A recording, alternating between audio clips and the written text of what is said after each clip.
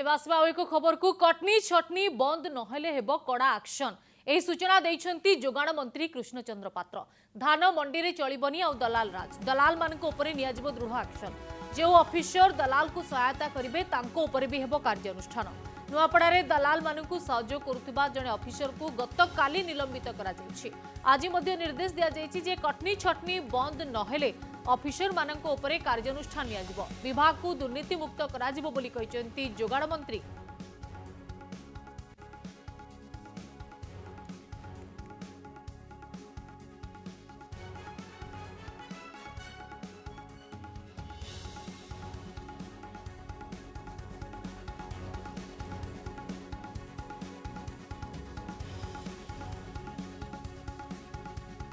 मु थरे कही आम डिपार्टमेंट को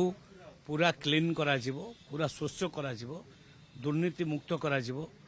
मिडिल मैन मानकर एठी कोनोसी काम नाही